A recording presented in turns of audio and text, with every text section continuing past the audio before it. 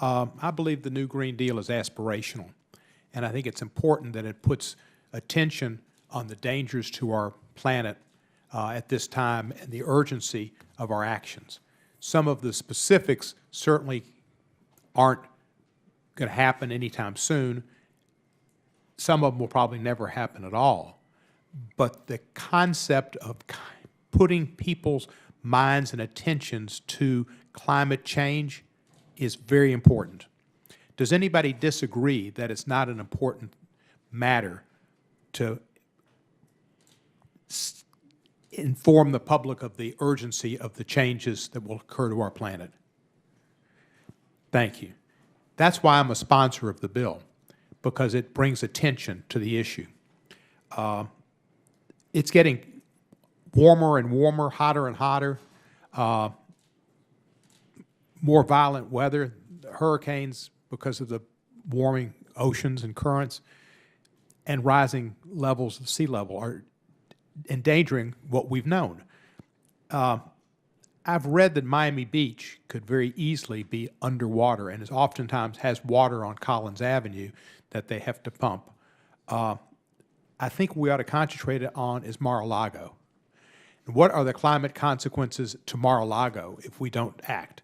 Can anybody give me an idea about how long it might be before the oceans rise to a level to where Mar-a-Lago might be underwater?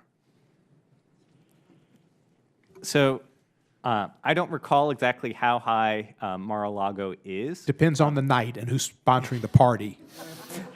I understand. But we can, we could be looking at sea level rise anywhere between 2 and 6 feet, and I think in the century, depending partially, as I said, on ice sheet physics and partially on how much CO2 we put into the atmosphere. And my suspicion, because I have actually looked at this before, I just don't recall the details, is that certainly under those higher scenarios, you might be looking at permanent floodings of some of that property. What if this happens 2 to 6 feet? And I know it's decades and whatever, but they're going to be generations of people to be Mar-a-Lagites.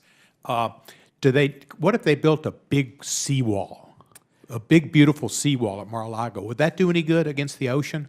So the challenge in South Florida is that a lot of it is limestone that is porous. And so that means that the ocean water isn't just coming from the side, it's coming from underneath. So it's sort of hard to protect South Florida only with seawalls. That's kind of like El Chapo. He came from underneath, he came from over, so the walls wouldn't do any good there either. People have talked, the gentleman from South Carolina talked about the cost of all this and their cost to doing things with industry, but there are tremendous costs if we don't do anything. The air conditioning bill at Mar-a-Lago would have to go up as it gets hotter and hotter and hotter. Has anybody done a study on the dollar cost, the fiscal cost to business if we don't take action?